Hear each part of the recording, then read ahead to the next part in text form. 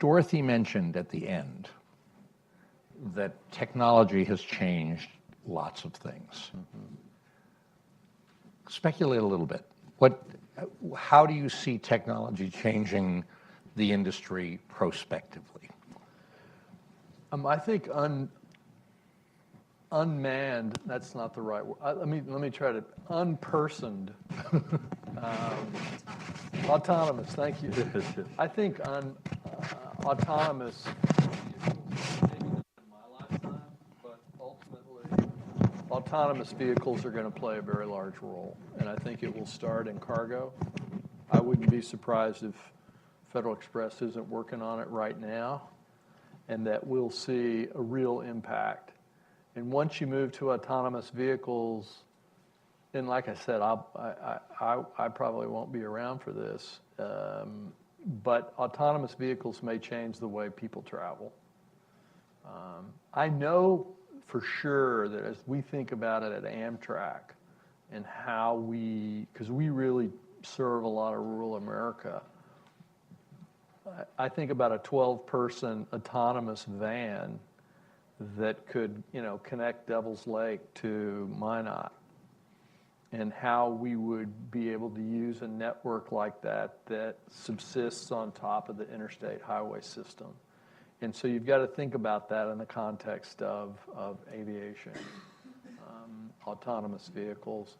The second thing is there is going to be a breakthrough at some point on distribution. I just can't imagine that IBM TPF mainframes are going to continue to be the backbone of distribution in this industry. And I know when did we sunset the CRS rules? 2002, 2003? And the CRS rules were sunsetted because the internet was going to take it all away. Well, it still hasn't.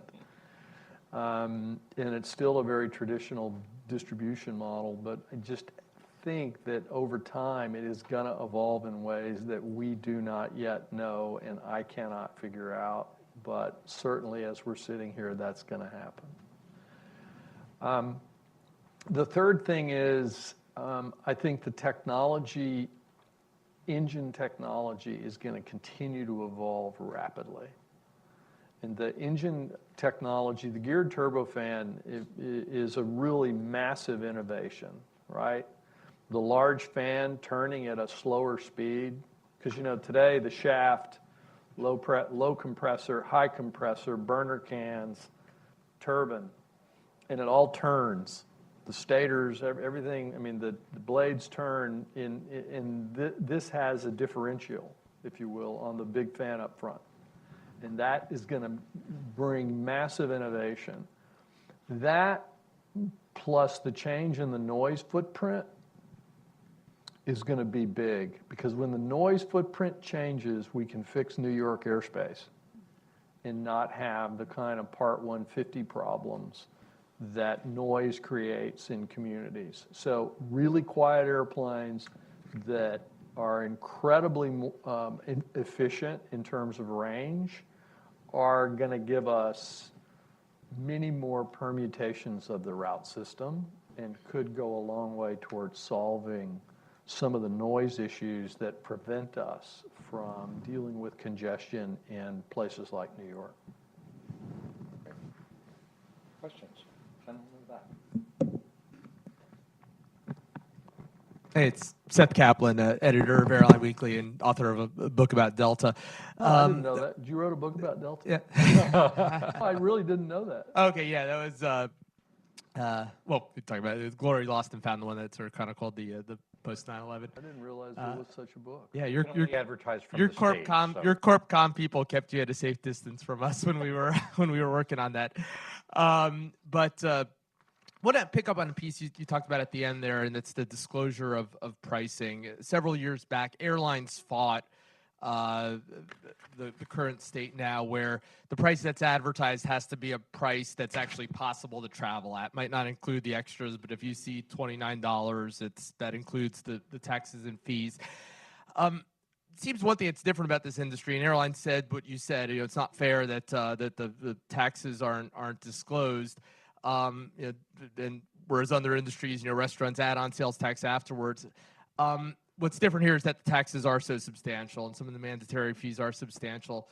How do you get the balance right there in terms of giving consumers what they want, which is, it's now nice to know that if you see an advertised price, you can travel at that price. But on the other hand, not hurting airlines and consumers by sort of perhaps encouraging the inflation of taxes because they're not transparent? Look, I mean, the answer is always what's best for the consumer. And that ought to be the rule.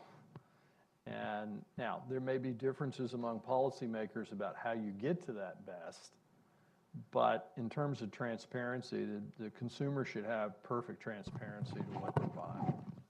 That just to me is the given in like a geometric equation, that when you're thinking about the regulatory landscape, the consumer ought to absolutely have perfect information about what they're buying, what they're going to pay, what their taxes are, what the PFC is, all the pieces of it. Because that's how a free market economy has to work. The individual consumer has got to have perfect information, however you get that. Great. Wait for... Barry Wood, RTHK in Hong Kong. What about overcapacity in terms of the number of aircraft that are crossing the Atlantic every night? Is this something that the free market should solve? And what about the carbon footprint that is increasing with the explosive growth of the airline industry, the sales of more and more aircraft? I don't think there's a capacity issue because about 15 years ago, reduced RVSM was implemented in the tracks over the Atlantic. And remember, there's lots of space out there. It's just you fly these tracks to get the highest fuel efficiency. I mean, so it's not a capacity issue. It's trying to fly the most carbon efficient route. And when Atlantic RVSM, reduced vertical separation minimums, was implemented, I think, in the mid-90s or late 90s, I think the capacity issue goes away. Second, certainly the carbon footprint is important. Aviation is a little less than 3% of emissions. The tough thing is it's hard to find 6 pounds of anything that has as many BTUs. You see, so you got a physics problem. And, there's a lot of work going on, but biofuels are arguably use more carbon. Now, I'd probably get in trouble saying that, but growing a bunch of corn and Facts then are facts. Facts are facts. I mean, you use Sometimes. more carbon for those. I actually think that where the innovation is coming from is going to be the geared turbofan and continued innovation. Boeing did a phenomenal job on the 787 with lighter weight composites. So lighter weight equipment with more efficient technology while the world works on whether, cellulose-based fuels can be efficient enough.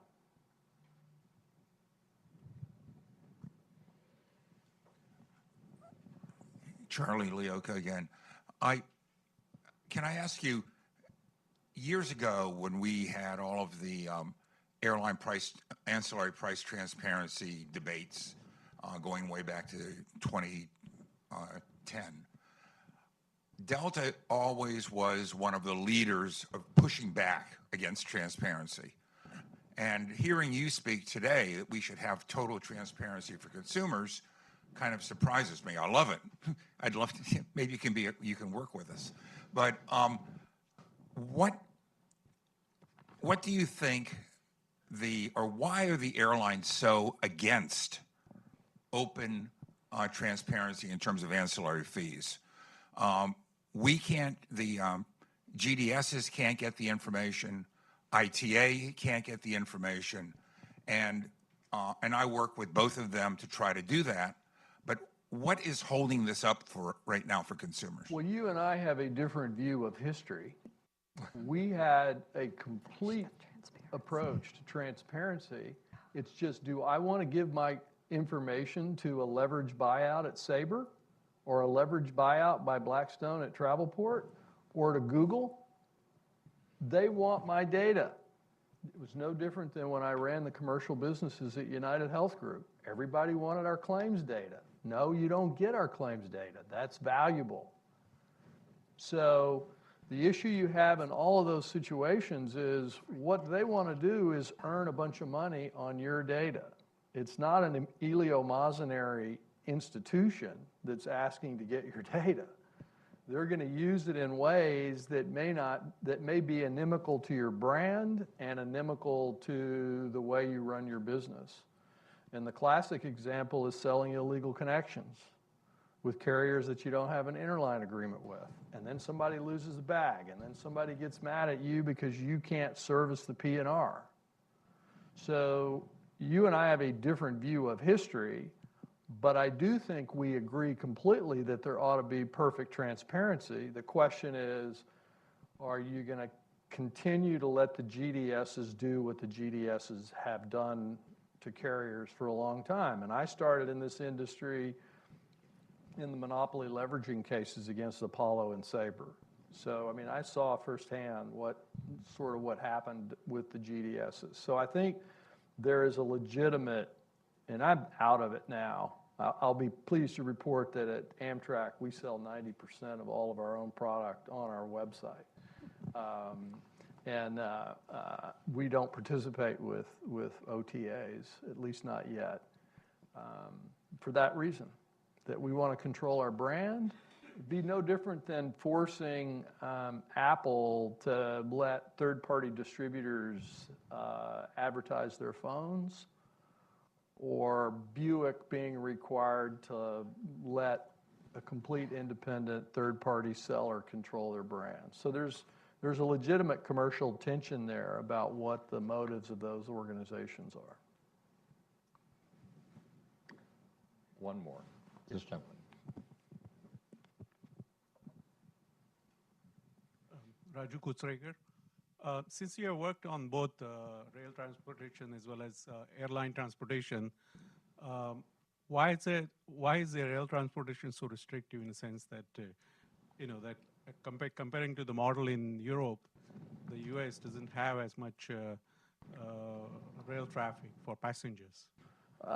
Golly, now you're going to start me off on a whole nother. This is sort of my passion now about rail transportation in America. We absolutely have to do it. It is the most efficient way to move 300 miles between cities in America. We do it really well in the corridor. That is between Washington and Boston, and then some points north. And then actually we do very well from here down to Virginia and into North Carolina. But we are, fundamentally a car country. President Eisenhower built the interstate highway systems, and Henry Ford brought us middle-class America with cars. So we are very car-oriented. But it's not going to be sustainable because our population is going to double in the next 30 years, but our lane miles on the interstate highway system are still going to be about 18,500 lane miles. So anybody that drives I-95 on a regular basis sees what I'm talking about. And the problem is that we made that choice for interstate highways, whereas in Europe, because of closer proximity and closer densities, they have dedicated passenger rail. Except for the Northeast Corridor, 98% of Amtrak is on freight rail. So we are hosted by UP, Burlington Northern, Santa Fe, CSX, Norfolk Southern, and a host. I think we have 22. We're in the midst of putting in positive train control. We have 22 host railroads that we're integrating with in order to run positive train control. We do not own or control the tracks that we run on, except in the corridor. So it's a challenge, but there's a way through it. We've been thinking hard about how to do it because we could do it really efficiently with European-style train sets, the lightweight DMU multi-mode train sets. We could make a really big difference. And we do in a lot of places. San Diego to LA, we carry over 3 million people a day. Milwaukee to Chicago, The Hiawatha is one of our most successful routes, how everybody gets to Chicago from Milwaukee. And then, of course, the Acela and the Corridor and all of our service up into New York and into New England and down into Virginia have been really, really successful. But it's the result of the fact that people just can't drive anymore. And it's going to continue to evolve that way over time in urban areas in the U.S. Thanks for that, giving me a chance to give an Amtrak pitch. So one effective airline deregulation is that surplus airline executive talent is now available to work at Amtrak. Well, no, it's actually been really good because, you know, one of the, and I'll comment on that because I really do believe in my safety theory, or at least I felt that was the most important thing we did was operate safely.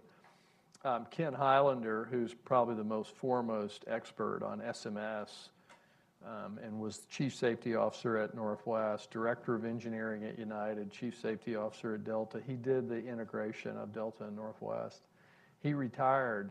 He's the Chief Safety Officer of Amtrak. I got him out of retirement after I went to 2 train crashes. You know, we had a crash in Washington and we had a crash in I went to the one in Washington, and Stephen Gardner went to the one down in Casey. But so we are bringing aviation safety practices to Amtrak. We are going to be the first passenger railroad to implement an SMS. We're going down the road of a just culture where we stop disciplining engineers for cooperating with us and figuring out safety issues. And we're going to change the face of safety at Amtrak by bringing the deregulated safety model of the aviation industry to Amtrak. As a passenger on Amtrak 188, thank you. Were you on 188? Yes. Let us thank our guest. And Yeah, thanks. Thanks, Josh. Thanks for watching. Be sure to like and subscribe for more videos from Brookings.